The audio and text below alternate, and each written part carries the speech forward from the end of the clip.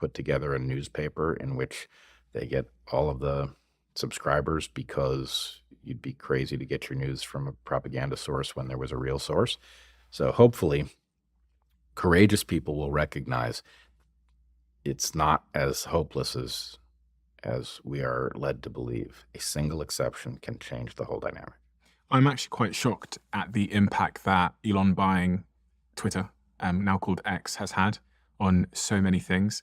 And even, quite frankly, the impact I'm starting to see it have on someone like Mark Zuckerberg at Meta. I watched an interview yesterday with Mark, who I think Meta had previously banned Trump from being able to talk on the platform, basically saying that he's pretty badass. And I do not believe he would have been able to say that had X and Twitter not changed. I agree with you, and I think that actually if you start looking for other examples of that pattern, you will see them everywhere.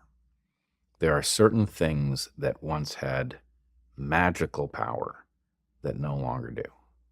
The claim that somebody is a conspiracy theorist does not cause them to be shunned from society. In fact, my feeling is when I hear somebody is a conspiracy theorist, my question is, oh, are they any good at it?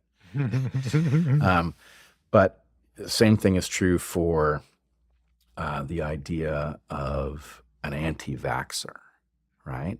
Well, okay, somebody's an anti-vaxxer. Is that because they reflexively believe that no such thing could work? Or is this somebody with an injured kid who has legitimate questions, right? We've just seen the leading proponent of vaccines publish a paper in which he acknowledges that the testing to establish that they were safe was never done.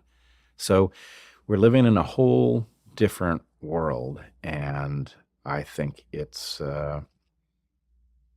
is a symptom of Musk primarily having broken the dynamic by, as he said, paying $44 billion because that was the price of free speech.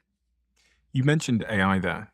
In your sort of list of concerns, pressing concerns, where does AI feel? It feels like it's come out of nowhere, because if we go back about a year, it wasn't really front of mind for anybody, for the vast population, for the general population. But now it appears to be front of everybody's mind, everyone thinking's mind. I think that's the right way to view it. I think it should be top of mind, and not because it is independently everything that its worst critics imagine. In fact, I have my doubts about the safetiest crowd and their demands for regulation, but there's plenty to worry about in this space. So I have 5 different existential threats that AI poses. Let's see, off the top of my head, let's start with the most fanciful first. AI could decide that we are its competitors, and it could leverage its skills and decide to eliminate us. I find that unlikely, but I don't think we can discount it entirely. Second is the so-called paperclip problem, that an AI that was very powerful could have trouble operationalizing a command, and it could result in human extinction. And the example that people who think this way use is if you were to tell an AI you wanted it to make as many paper clips as possible, that it could interpret that as license to go liquidate the universe and turn it all into paper clips.